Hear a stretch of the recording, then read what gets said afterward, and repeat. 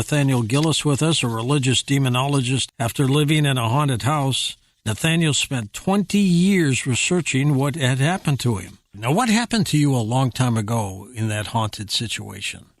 Well, it's very interesting. So I was 8.5, and I say that because when you're 8, that matters. But I was in between 8 and 9 years old when my parents went to an open house. They were looking to relocate. And so during the open house, my dad led me by the hand into what would become my future room. And it was in that room that very night that I witnessed a full-bodied apparition of a little girl. And I can remember 3 things about that manifestation. Number 1, obviously, the very present entity that was in the room. But more than that, there was a stench that I smelled. It smelled like a decomposing body or something. I can't really tell you. I don't have the vocabulary yet. No. But the entity was malevolent, and it evolved according to my awareness of it. But that was my very first encounter with the phenomenon. Did it haunt you for a long time? I would say between the ages of 8 and about 16, I went through various stages of manifestation with it. Like I said, so the first being that I encountered, or the first mask I encountered, was a very pale little girl. She had black, long hair. She was wearing a white linen dress that looked to have been made during the time of the century, or during the turn of the century, rather. But like I said before, once I moved in, it evolved into shadow figures, into a smoky apparition that would kind of ball up in the corner of the room. It was a learning curve for me, but it was instrumental in the development of my own self and my own passion to understand what's going on here.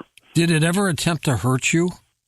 Not physically, but I will tell you that the nightmares that it induced within me were deeply disturbing. I can tell you this much: as an 8-year-old kid, there's very few references I have to drugs or any kind of substance abuse, and yet during these nightmares, I kept seeing the same men on a picnic table. One had a needle in his arm, and I didn't even know what insulin was at that point. Wow. And so one had a needle in his arm, and then the other one would always make eye contact with me. And then it was essentially the one individual on the left would place something in his mouth and pull the trigger, and then I would wake up to that looping nightmare.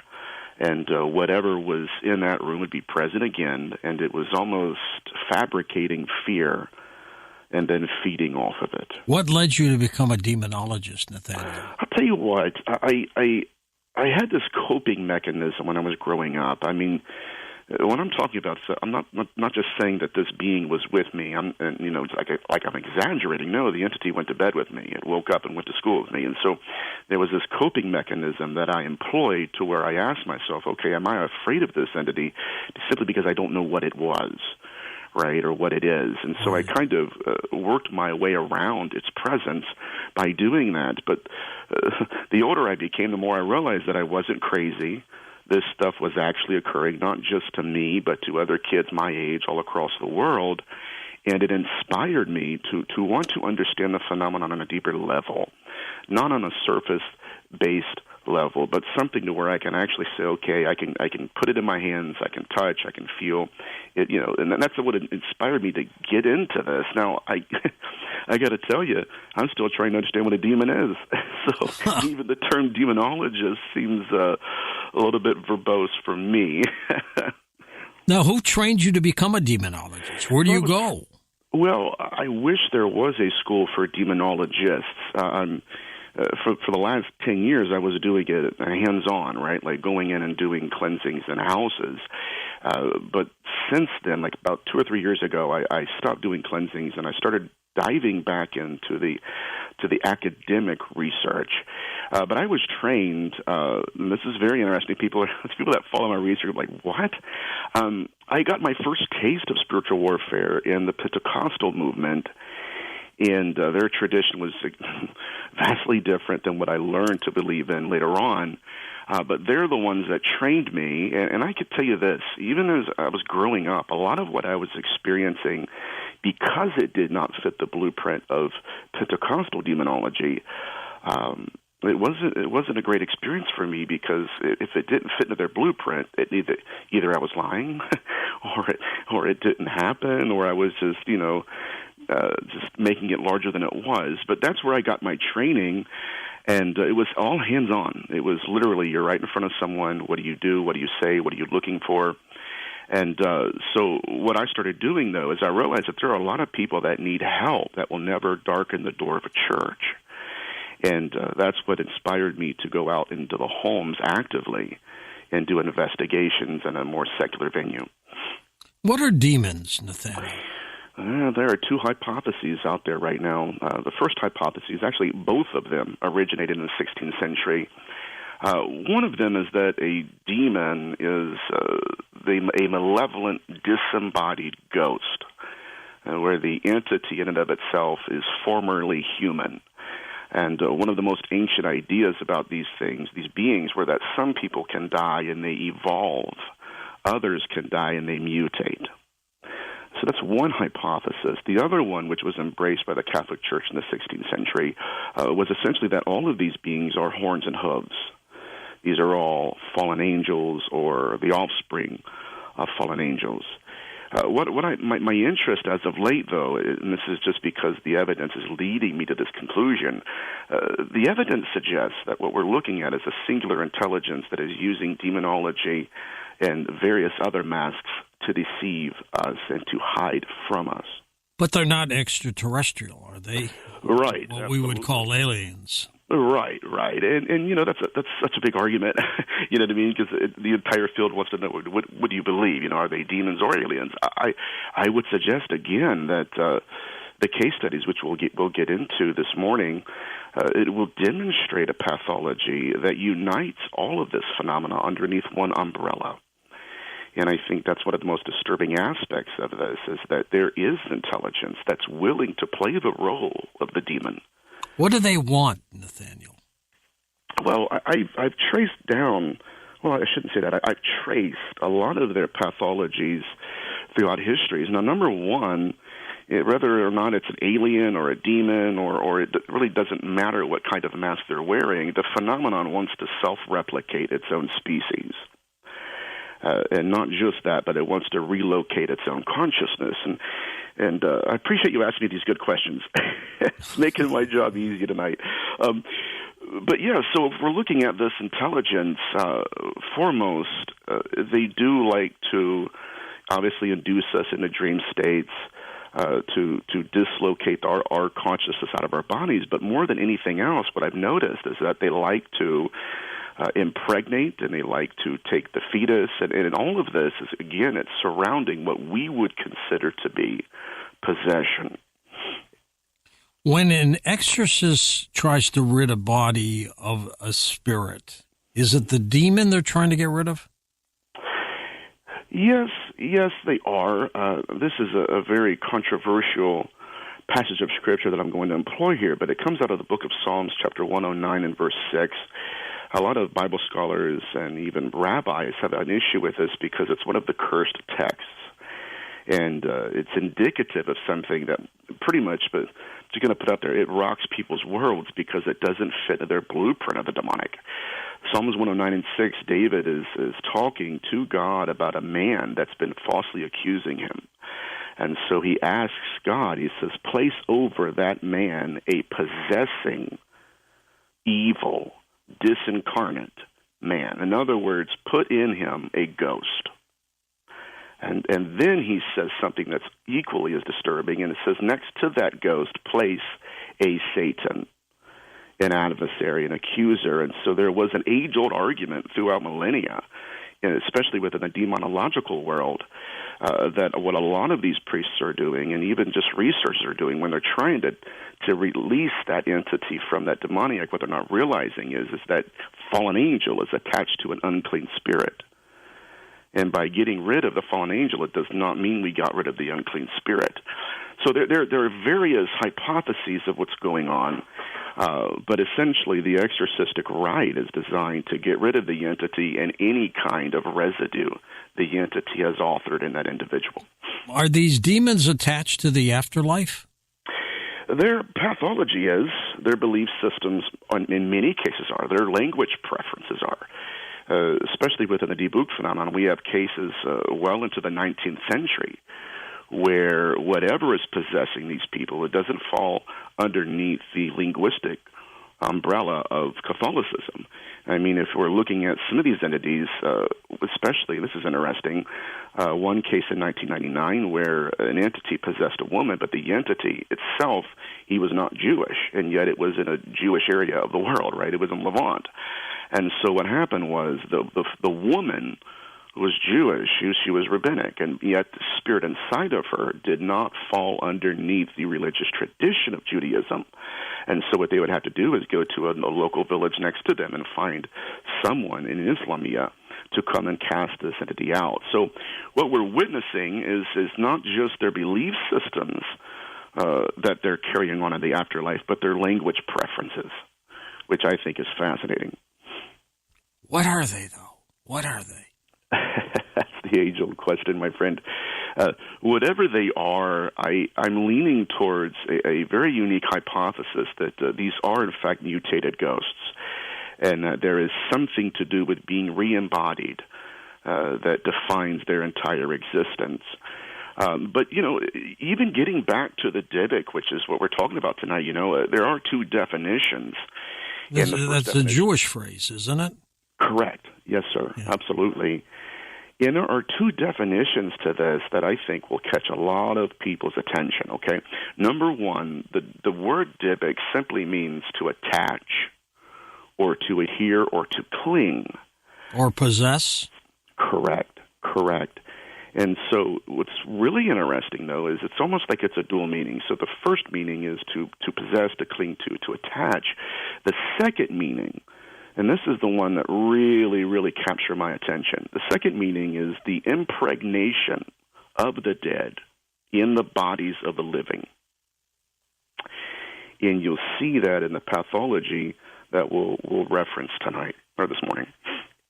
Interesting take on all of that. What makes them so evil, Nathaniel? I don't know. A lot of these beings, matter of fact, there was a case study in the 17th century where one of these entities was quite literally stalking its own crime scenes. It had manifested to a man that was picking apples in an orchard, and next thing you know, this entity possessed this man, and when this man went to the exorcist, they were interrogating the entity and said, why would you... They were looking for pathology and victimology, which is what we're all looking for. But they asked the entity, they said, why would you pick this individual and not the others? And the entity, in no uncertain terms, claimed that he had committed a crime in life directly underneath that apple tree in that specific orchard. And so what the exorcist realized is that this entity was essentially, by all measures, a serial killer in a sense, in that it was demonstrating exactly what our serial killers that are alive right now are demonstrating, which is they do stalk their crime scenes, which is alarming to me. But they're not fallen angels, they're not ETs, they're their own grouping. Yes, absolutely. Now, there are pathologies and victimologies that interconnect with UFO abduction phenomenon in such a degree that it's glaringly obvious, at least to me it is, and to some of my other colleagues, that there's a singular intelligence here that is masking itself throughout history as demonic. I would like to suggest, and obviously this is just me, so take it with a grain of salt, but I would like to suggest that there is an intelligence that's wearing both the ET and the divic and the demonic mask to hide its true identity from us. So even though we believe there are extraterrestrials, you're saying that these demons basically try to mix and confuse us and pretend that they're also ETs.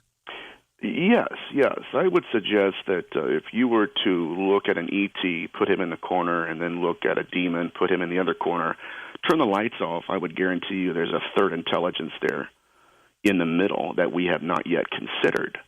And I'm just saying that based off of the case studies. What we've learned, though, in the field is that it's high time that we stop compartmentalizing the phenomenon to where you have debooked victims and then you have experiencers, or you have incubi victims and you have experiencers. If we're looking at the same intelligence, which it does appear to be that, then we're also looking at case studies that we are now intellectually freed to include into our research. But whatever we're dealing with, it's the same bloody footprints in the snow. These are the same rituals, and it's seemingly it's the same intelligence. When one dies, Nathaniel, will they face these demons, or is that a different plane of existence? I don't know. I could tell you this. A couple of years back now, I got really deep in my research. And from time to time, if it gets too dark, George, I'll just shut it off. You know what I mean? I suffer from it a lot of times. But I was really deep into the abduction phenomenon when I got two random emails from two different accounts within 2 hours of each other, and both of them were from experiencers or whatever we want to call them. Both of them told me that their guides said that they'll be waiting for me when I die. Oh, that's pleasant. That's nice to know, right? Yeah, I hope not, my friend. I hope not. What has been, in your experience, one of the worst cases of possession you've come across? Oh, it was a murder, and it was one of my own cases. And I'll be very graceful with this, but yeah, there was a case that I worked on myself where I walked into the house, and I was originally supposed to just pray with the family, and I had no frame of reference for what actually occurred. But when I went into the house, I could see that there was carpet that was cut up, and that I was specifically there to kick an entity out.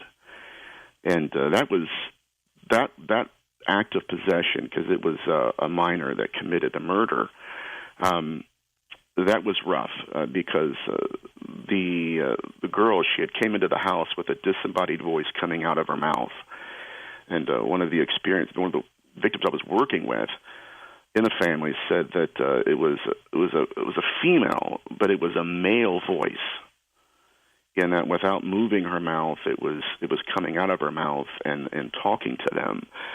That was pretty alarming because a lot of times, again, in these possessions, it's a direct confrontation with evil or what we would consider to be evil, but it's not to the point where, by the time you get there, the entity has taken control of an individual and accomplished what it wants to. Nathaniel, you were talking about divics at the half, a Jewish phrase, which is like, is it a walk-in? It is similar to what Ruth Montgomery would call a walk-in. This is a little bit different. This is actually, it's incredible because it overlaps with the incubi phenomenon incredibly well. It's weird. But essentially what we're dealing with is it's the whole gamut here. I mean, we're dealing with an entity that has the desire to wear their victim like a biological avatar. And so, like, if you went, and all the listeners that are listening right now, if you looked on the Internet for the only known pictorial tradition of the divic, you'd see a man walking with a staff, and then you would see a skeleton that's clinging to him. Now, this is not a new phenomenon. Matter of fact, Apostle Paul mentions that when he goes through all of his sins, and then he mentions the fact that who shall deliver me from this body of sin? This whole idea of carrying a corpse on you, it originated with within the Roman time frame where they would take murderers and they would make them wear the corpses of their victims until that entity affected their own bodies. And so really what we're dealing with, again, it is afterlife phenomenon, no doubt, but it's the re-embodiment of consciousness that these beings were after. And so whereas one would be an attachment, that's merely a stage to possession. And then the final purpose of the debook was literally what we would consider to be the missing fetus syndrome. And so it's all right underneath that umbrella. It's very unique. And they also believed in something that if many people are familiar with CE5, you'll notice this, they also believe that their intentions with these beings determined the beings' intentions with them. And so they would go out and they would perform rituals and conjurings, and then something changed. The phenomenon itself made eye contact with our species. And next thing you know, women are going to bed at night, men are going to bed at night, and beings were visiting them in their dreams. Matter of fact, I have one paper in front of me. It was a Damascus document where it was written by one of the Islamic exorcists, where they were dealing with one of these creatures. And they were asking specific women, okay, I know you have paranormal activity, but have you ever been visited by a being in the middle of the night?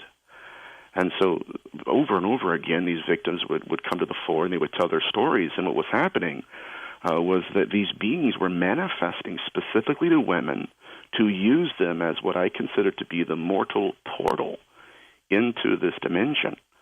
And so essentially what you would have is you would have women that thought, okay, that was a really bad nightmare, no big deal, right? It was just a dream or a dream state, if you know what I mean. And then the next day they're at work and they're looking at their hands and ankles and there are ligature marks. Well, these entities, whatever they may be, they don't sound demonic. It's something completely different. I tell people they're more demonic than demons. They're more alien than aliens. It's something that has evolved according to our awareness of it, and it's only evolving in order to evade. Is it another kind of life form? 100%. 100%. And that's what our ancestors were trying to articulate. Again, we're not alone in our lack of vocabulary here. They also were trying to place a face on the phenomenon, and they did their very best to give us what they had. But I remain convinced that if we look at the bloody footprints in the snow, these beings, which we called divic, are doing the same things that the quote unquote aliens are doing, which I can go in that direction too, but we're dealing with the same phenomenon, and I'll go even further, and I tend to ramble, so if I ramble, just tell me to be quiet. But we're dealing with pregnancy as well. These beings would not just manifest to women, but these women would become possessed by the entity to the point of impregnation. It sounds like a different kind of life form. It's something strange, absolutely. It also sounds biblical. Yes, sir. Yes, sir. And what was occurring was these women were going to their priests, their rabbis, their clergy, and one of the most fascinating but disturbing questions in all of demonology was uttered. They had one case. It was called the Widow of Demona, and she had become possessed by one of these entities that she encountered in a dream. And the entity, this is what they perceived it as. The entity had crawled up in the fetal position in her womb, and upon examination, she had 2 pulses in one body and had 2 heartbeats in one body. And the question that these early demonologists asked themselves was this woman, in fact, pregnant by the entity? Or was she impregnated with it? Now, at the point of exorcism, the consciousness that had possessed her left. But whatever phenomenon we're dealing with in the exorcising of the entity, they also took the fetus that was inside of the womb. Wow. So we're dealing with something, again, highly deceptive, and it knows its own. It knew that's one of ours. And so that's why I'm convinced that this entire hybridization program has been looked at upside down. We're looking at the fetuses without trying to understand the consciousness they're putting into them. Have other cultures talked about similar things? Yes, absolutely, absolutely. And one of, not the least of which, is your earlier reference to biblical antiquity, and obviously Genesis 6, Nephilim, Rephaim. And we're being invaded by the seemingly impossible here. And I cannot help to stress that, and yet sometimes I feel like an idiot. Where are they coming from? Other dimensions, other planetary systems, where? I'm not really sold on the ET hypothesis. The only reason we're believing they're ET is because they've told us that. And they've given us a couple maps. But again, if we're going to believe they're ET, then we also have to believe they're dear Aunt Edna, because they've appeared as her as well. They've appeared as deceased loved ones. There are accounts of children being taken by Mickey Mouse. I mean, are they Mickey Mouse? Or, right? Or is this another mask that the phenomenon is employing in order to groom us into obeying them? I mean, if we look at some of these roles, like I had a case study in India where a young woman was being visited by one of these beings, and it had manifested to her in the image of everyone she had been with, like all of her boyfriends and stuff. How did it know this? I don't know. This gets back to the knowledge pool that they're operating off of. These beings, and not just what we consider to be demons, but even the ETs. They know the same things, which, again, it points to the fact that we're dealing with a singular intelligence. But both categories, they know when people will die. We even have what are called demonic flights, where they're out-of-body experiences, near-death experiences, that mirror to a T what we would consider to be the abduction phenomenon. But the way they know it, and the power structure that even Jacques Vallée has hypothesized, it's present.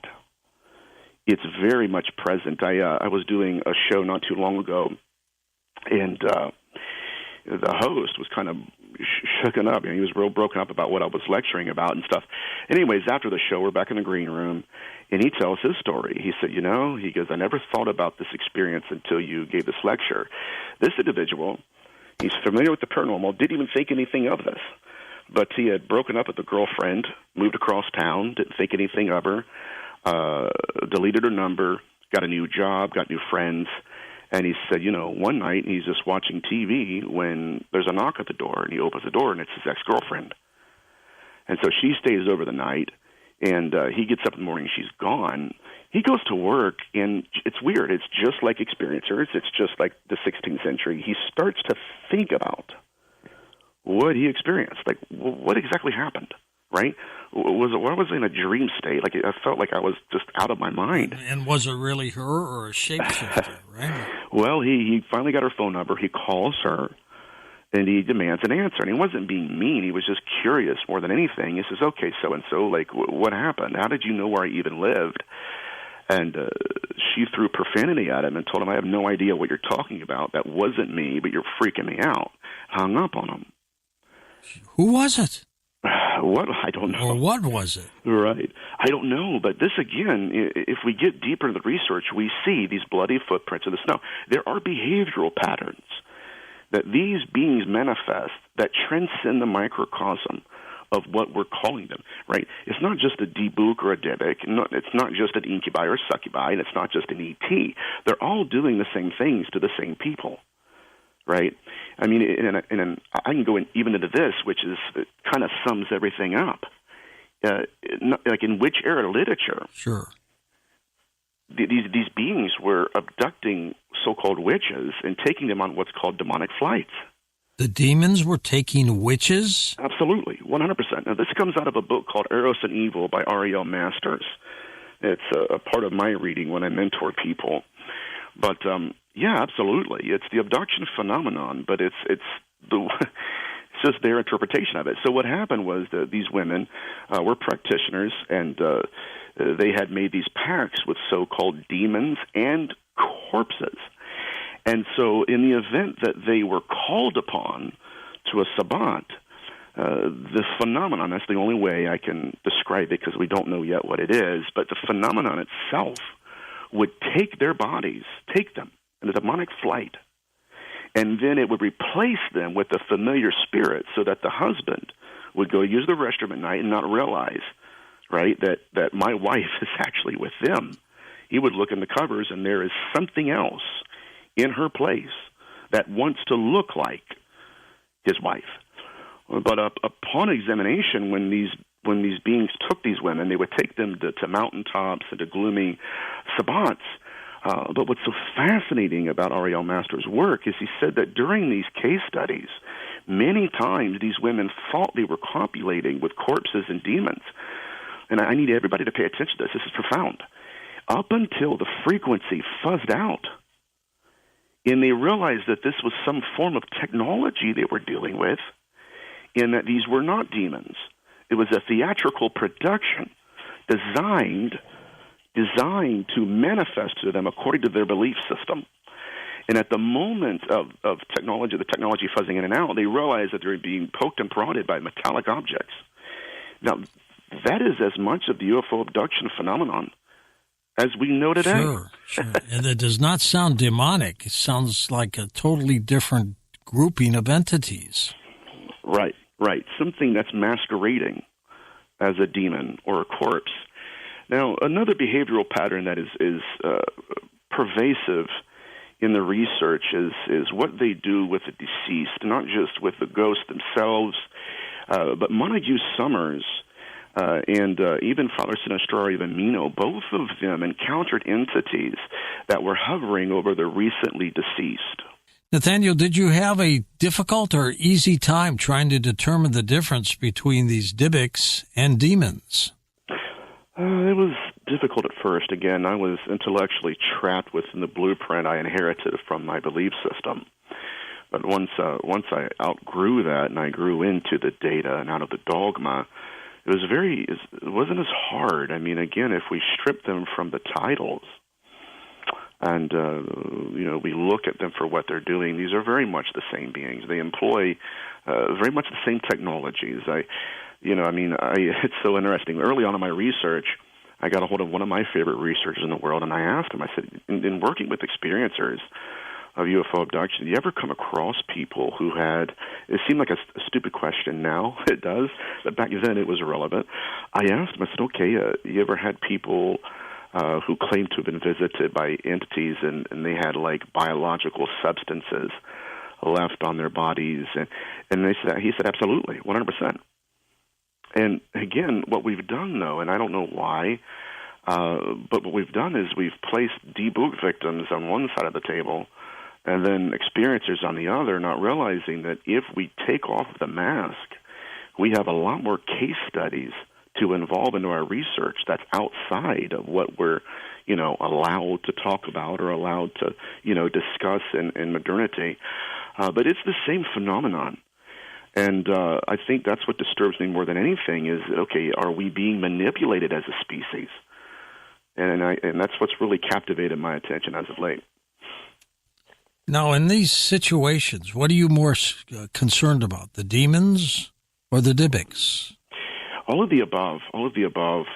See, again, there's a power structure that Jacques Vallée and other researchers, even Dr. Carla Turner, which is one of my heroes in the field, they all talk about this control mechanism the phenomenon employs in its victims, and it's very true, very true. I mean, even with the debook phenomenon, there was one case where a woman who had never been to Paris before vividly remembers being there and eating some bread and drinking the wine and enjoying the culinary delights, and yet she's never been there. And so what we're looking at, again, we would consider that to be a screen memory. We just called it something completely different. So there's a control mechanism where, especially with these women and the debook phenomenon, where they didn't want these women to realize what happened to them. Speaking in foreign tongue, Nathaniel, have you come across that? Yeah, absolutely. Yeah, there's a technical term for it, but especially in Pentecostalism, I noticed that and a host of other manifestations that were puzzling. I grew up in something very similar. I think there is a profound contrast between being possessed by a malevolent entity and with what some of their practices include. When you're getting phone calls in the morning, 2 in the morning, and my number's not publicly listed anyways, but I'm getting phone calls from people threatening me because of some of the things that I've been exposing. But again, that it's a reference to the control system the phenomenon employs when it feels threatened. You have called yourself a religious demonologist. Tell me about that title. Well, it's a working title because it's a working hypothesis. I don't personally know what these beings are, right? I'm in the same field as everybody else. We're all still even lacking the vocabulary to understand what this is. But that was, and again, I'm not going to say that I will always be a religious demonologist. It's just that is what I'm known the most by as a demonologist. But I think, again, that if this is, in fact, a unique intelligence that evolves according to our awareness of it, then not only are these not demons, but the possibility is they're not extraterrestrial either. There's something else out there that is manipulating both fields of research against themselves. Tell us about the marks on bodies and things. What does that mean? It's one of the rather more terrifying aspects of the phenomenon, and it also implies that many of these beings we're dealing with have the pathologies of serial killers. Father Sinisterio of Amino was one of the earliest demonologists to document scarifications, not just on the skin, but under the skin to the surface, and even more so underneath the eyelids of their victims. He had one family that he was working with where one of the victims had passed away, but it wasn't because they were attacked. It was just a bad health or something. And he went to do the autopsy, and upon the examination, he peeled back her eyelids, and the entity had carved its own symbolism underneath them. So whatever we're dealing with, it gets stranger by the second. Since you've been doing this, Nate, for 20 years plus? Researching, yes, sir. Where does this take things next? What's next for you? Well, what we're trying to do is at least test the spirits. Okay, it's my dear Aunt Edna. Is it really? Right? Or even some cases, the beings appear as Jesus. Okay, well then let's test that. If that is Jesus, is it teaching what Jesus taught? Right? So that there has to be a way that we can test the spirits. In addition to that, this whole role-playing aspect doesn't make sense to me. If these beings have complete and utter control over us, they can do whatever they want like we're told they can, then why would they need to appear underneath a mask? Why would they need some sort, and I use this loosely, so don't indict me, people, why would they need some sort of consent to do what they're doing? How many books do you have out now? 2. The Skin That Crawls and A Moment Called Man? Right. And they're available where?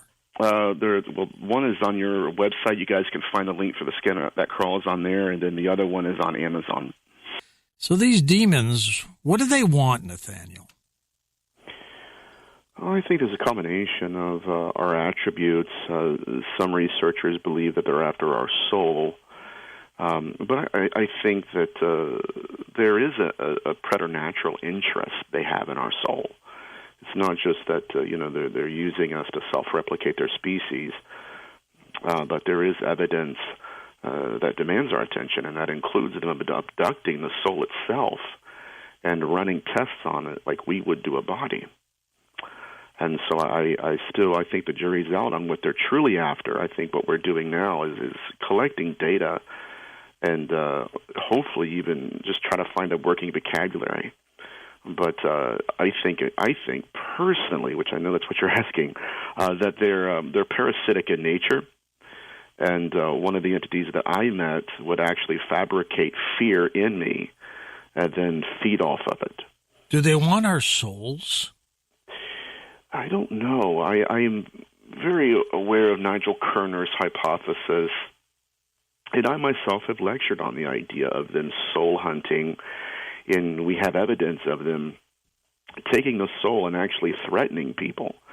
And that's one of Dr. Carla Turner's books, Taken, and then you have, of course, the book Beyond UFOs, and where these beings would actually create a near-death experience.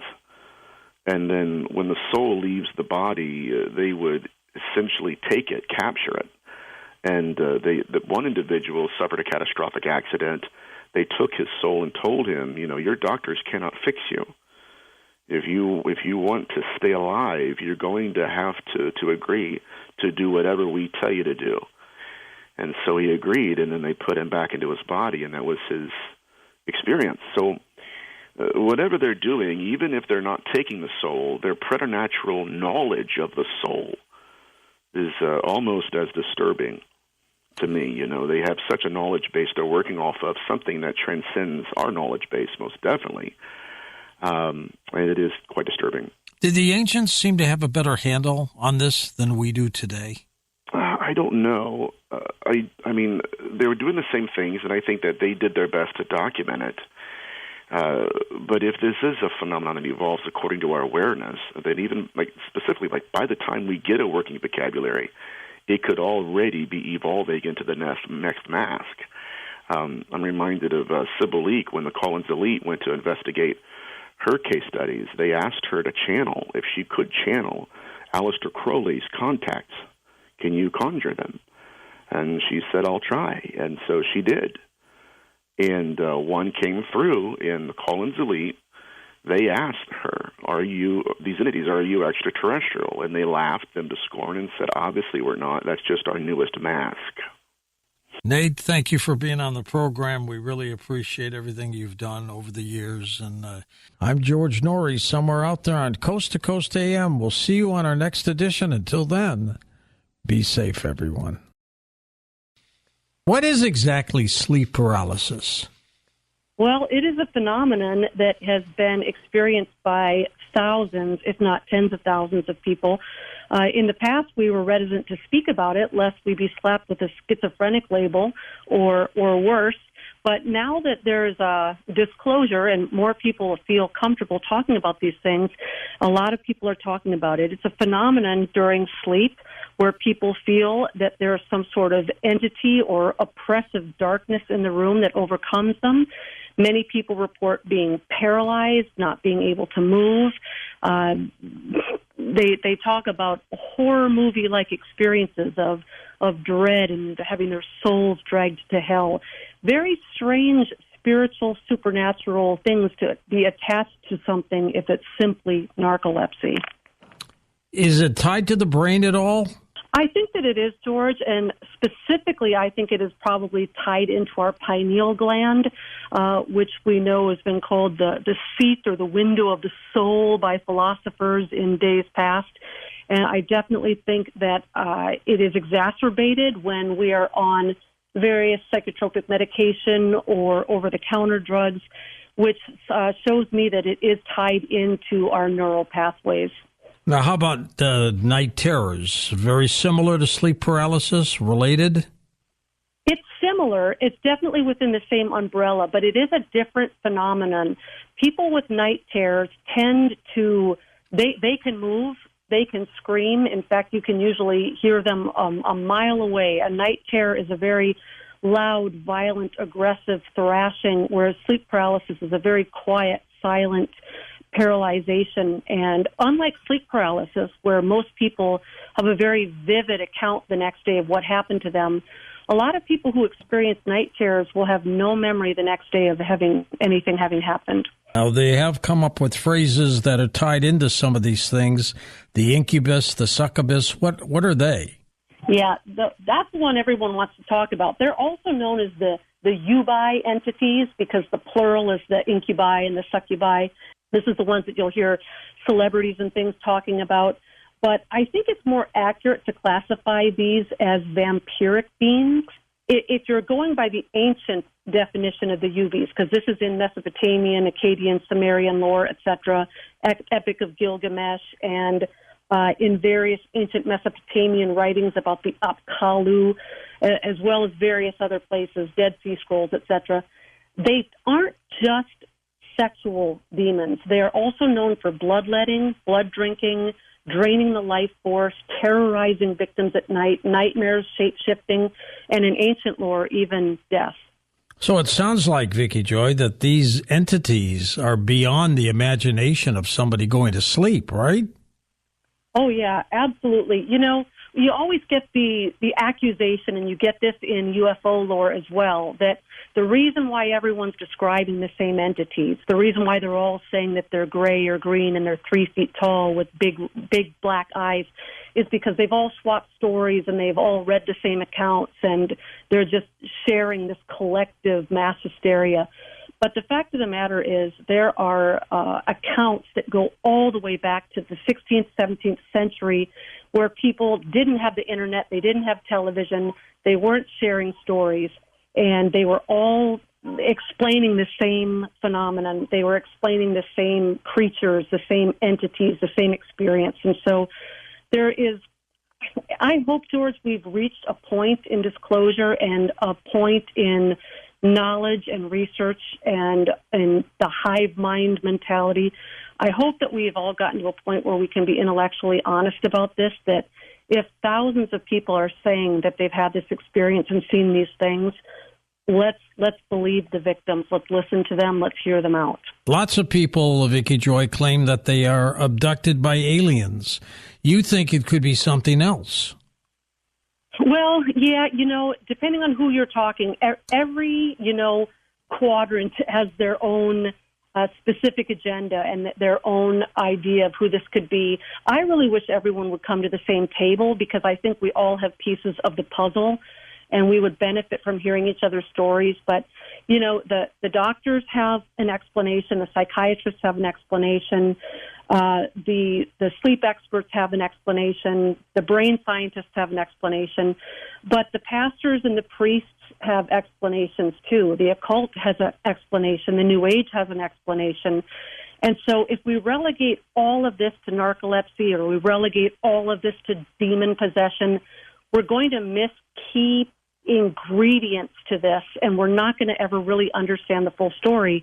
Part of the reason why we can't get to the bottom of this, and so many people are suffering from it, is because people are plugging their ears and they're only willing to listen to their own narrative.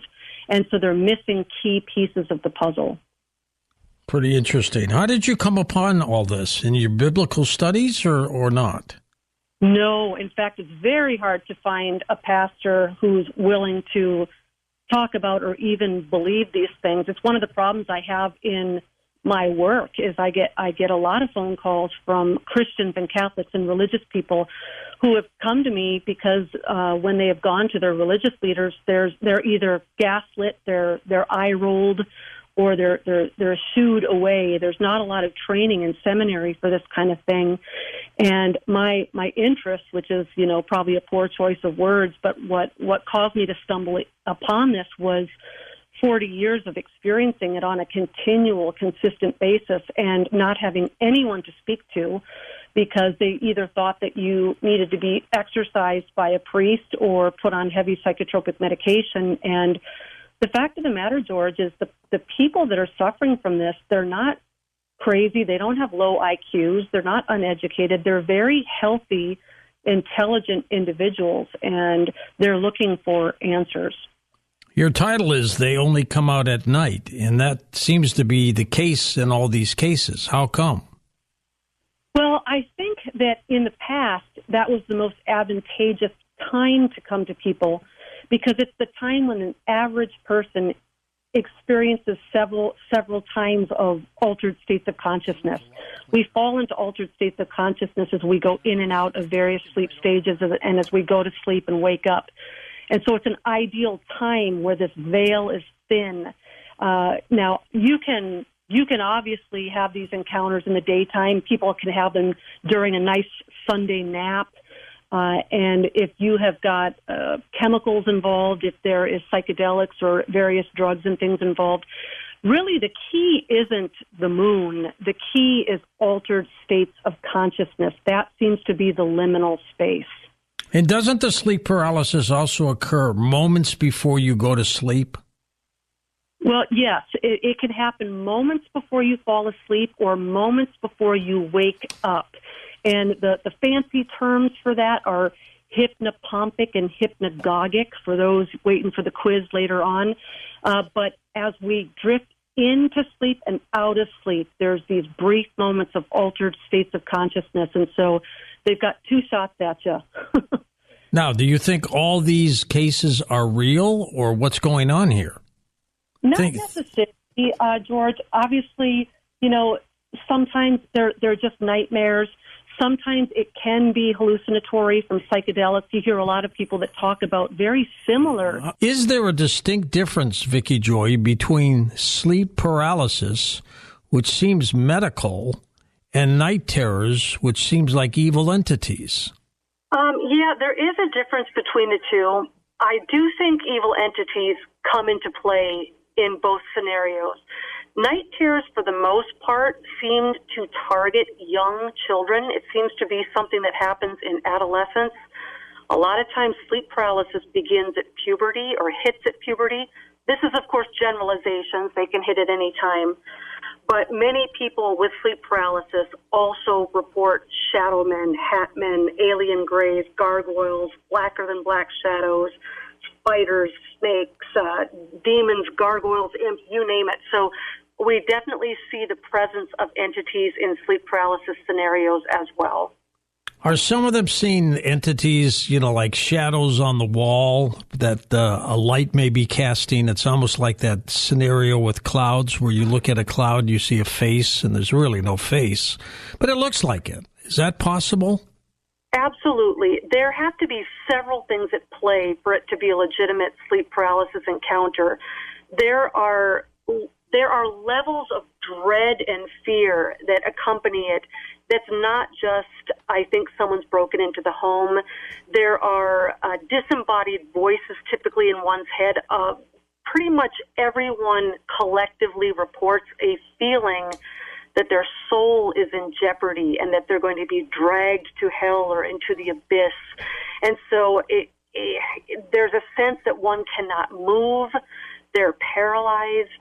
There's a lot more going on. So if it's just a shadow by the door, chances are you've got a cat or a streetlight issue. How did these vampires get into this picture? Well, actually, I think that initially, back in the day, that's what they were. We've sort of demoted this cast of characters down to one-dimensional beings.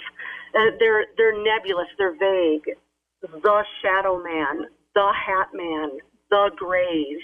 And so they just seem like shadowy figures. But in ancient lore, in Mesopotamian lore in particular, the Lamashtu, they actually had names, George, and they had identities and personality traits, and they were worshipped even though they were feared. And so Lamashtu was dubbed the demon lord, the goddess of monsters, the mother of beasts, the mistress of insanity.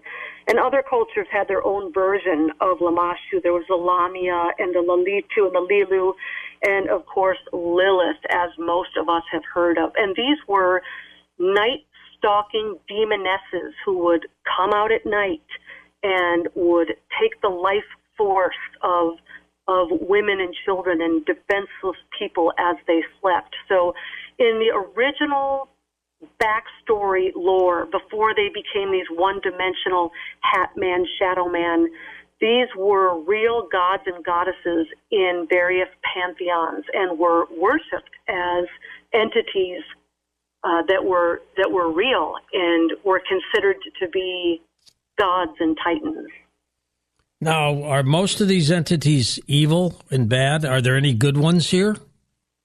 Well, there can be good and bad entities that we interact with in the spiritual realm. I mean, even, in the Bible, we have angels that come down, and we have examples where characters would go into the third heaven and see the throne room of God. And so I think a better question than are they good or evil is, are they safe or are they dangerous? And why that's a better question is because whether good or evil, not any of these entities are what I would classify as safe, in the sense that they're not our species. So they're not necessarily going to think, act, behave, or emote the way that we instinctively believe that they will or they should. So I think that we have to be careful letting our feelings and our emotions lead us, because there's a lot of people that encounter evil entities that experience euphoric feelings of love and light. And then there are people that experience good or angelic beings, like those in the Bible, that were terrified when they came into contact with these beings. So we need a better litmus test than how good we felt or how safe we felt when we were in the presence of one of these things. Vicki Joy, what do they want? What's their end game? Well, I think there's a short-term easy answer, and there's a more long-term complex answer. In the short term, if you go with sort of the theological dictionary definition of a lot of these entities, for the ones that are disembodied spirits, whether they're the dead or they're the Nephilim, depending on your worldview, they have lost their bodies. They're looking for vessels because they vicariously want to enjoy being human. They want to re-engage with the five senses. They want to be able to touch and taste and feel again and experience emotions. So they're feeling, in their disembodied state, they are unable to get a full sense of being alive, so to speak. But the longer, more complex answer to that, George, would be that they do want allegiance. There's a reason why these were considered gods and goddesses to the ancients, because they did elicit worship and devotion from those that saw them. Can they be stopped? Absolutely. Easier than most people think. This goes back into the idea that these are vampiric entities. And just like in Hollywood and in the romantic tales of vampires, there's this rule, this unwritten rule that a vampire cannot bother you unless it's given invitation and it steps over the threshold. And likewise, if it is not given invitation, or it is denied that invitation, or it is told to get out, this is really their kryptonite, and this is where our power lies. They really cannot harass us if we don't want to be harassed. And if we've opened a door somehow, we only need to figure out how to close that door. When you were taking Bible studies at the university, did you ever expect that you'd be dealing with these kinds of entities?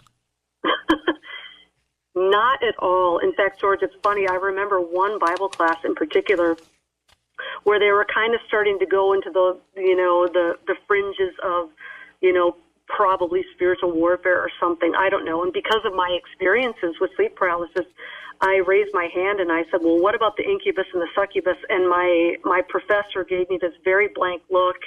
And it became very clear that no one in the room, including the professor, had any idea what I was talking about. And I had to kind of tuck tail and back slowly out of the room after that one. People thought I was pretty much a nutcase. Give me an example, Vicki Joy. Let's deal with sleep paralysis first, and then we'll deal with night terrors second, of an individual who had sleep paralysis as they were going to bed. Then how have they told you their story? Oh, I've heard a million of them, George. I love it when people say you never heard anything like this, and it's usually the 20th time I've heard it. That's not to diminish the experience, because for anyone who's had it, it's terrifying. But most people, it's really interesting, George. A lot of people will even have a premonition before they go to bed that it's going to happen. A lot of people talk about this, and of course the scientific explanation of that is, well, you become a self-fulfilling prophecy, because if you're dwelling on it and fearing it, it's going to happen. But it's a very strange thing that unless it's happened to you, you won't understand it. But for those people who are unfortunately experienced in this area, the torment actually starts before you even fall asleep. And then when you go to sleep, it can start in the dream realm.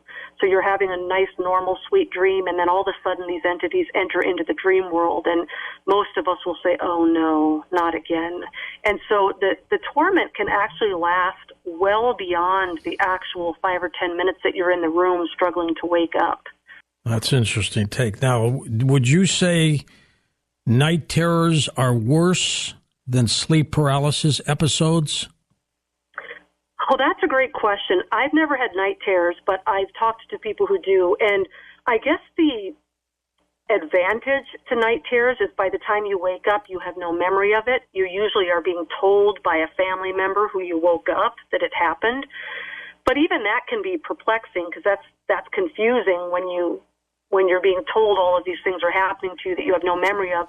And I suppose that is kind of one thing that they have in common with the UFO experiencers, because they've got some missing time and they understand that something's happened, but they don't necessarily remember.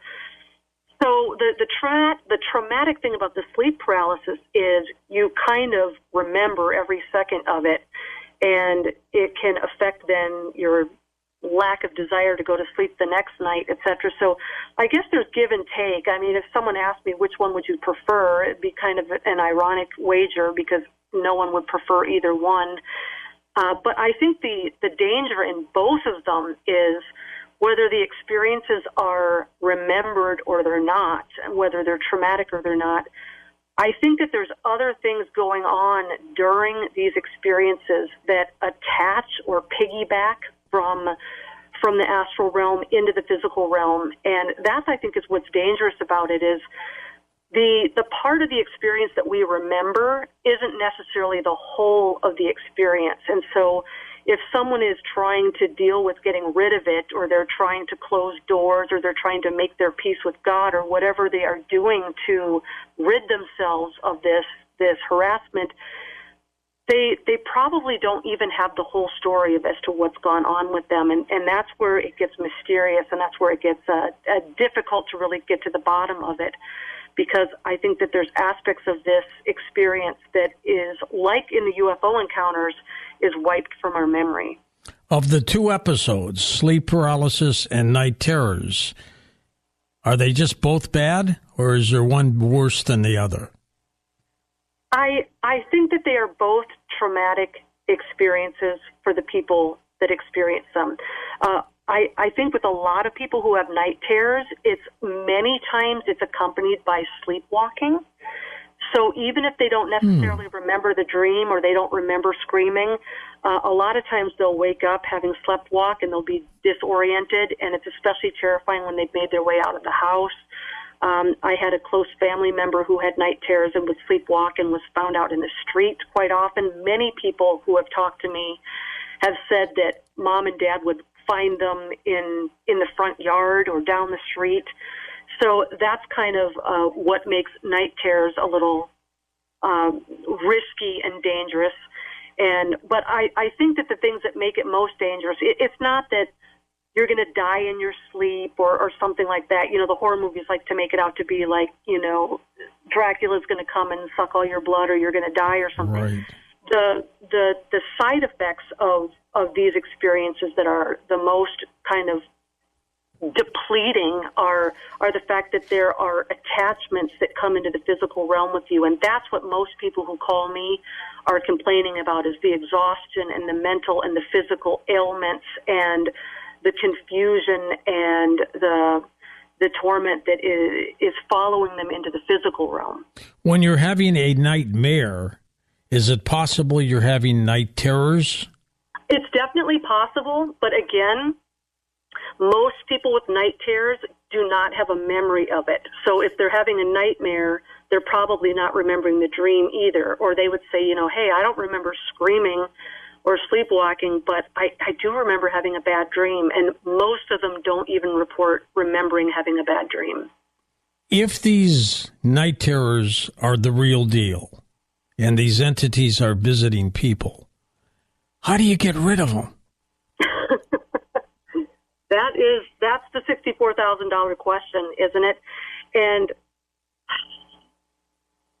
there's not a cookie cutter scenario, because so many people are experiencing these things for different reasons. Some people are willingly and consciously opening the doors, and some are not. Some are really perplexed as to why this is happening to them.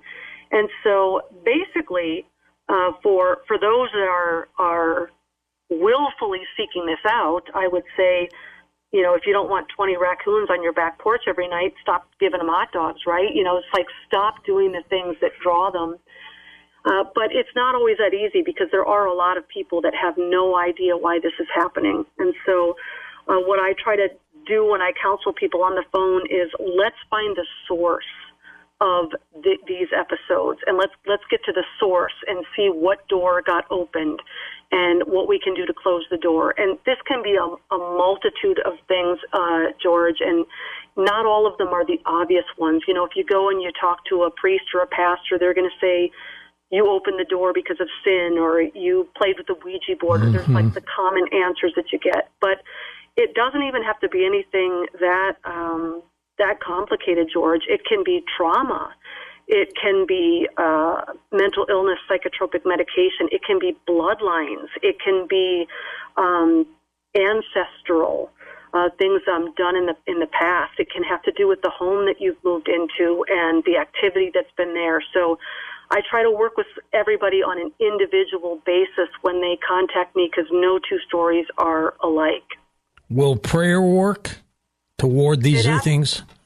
It absolutely will, George. And, there's been, quote-unquote, scientific studies, and even MUFON back in the 90s, I think, Joe Jordan did a study. I don't know that this was the result he was looking for, but it's the result that he found.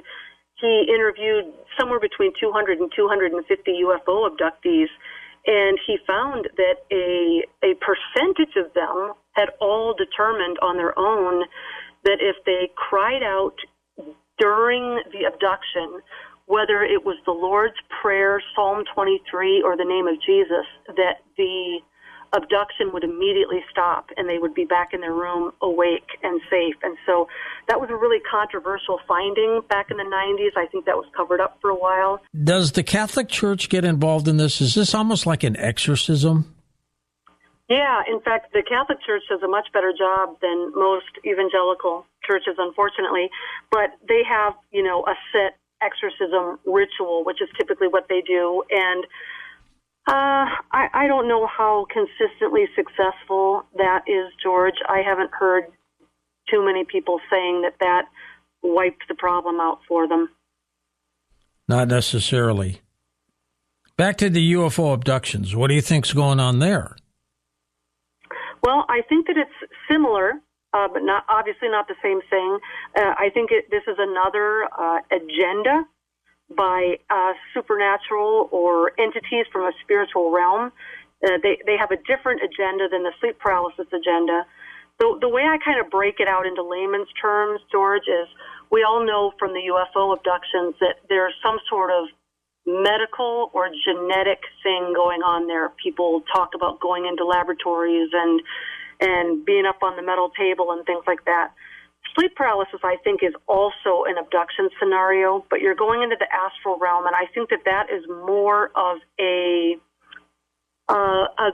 grooming the teachers. When you look at pop culture and the minds that have influenced us in philosophy, religion, in the occult, in literature, a lot of these people that to this day we admire their work, they were card-carrying theosophists. They were astral projectors. And so I think in that case, the people that are going up into the astral realm are being trained and groomed to be spokespeople for the religion and the agenda and the governance of that astral realm. Are children subjected to sleep paralysis or night terrors? Yes. Yep. All the time. In fact, a lot of times, the people that are subjected to the nightmare type agendas, like sleep paralysis and night terrors, a lot of times they are the most vulnerable because they're targeting people that can't really defend themselves. So in addition to children, there can also be people in various special needs categories, nonverbal. I also see it happening to a lot of elderly people because with a child, you can chalk them off to telling stories, and with an elderly person, you can chalk everything off to dementia. So it's a very clever operation. They tend to target people that can't really defend themselves when they need to.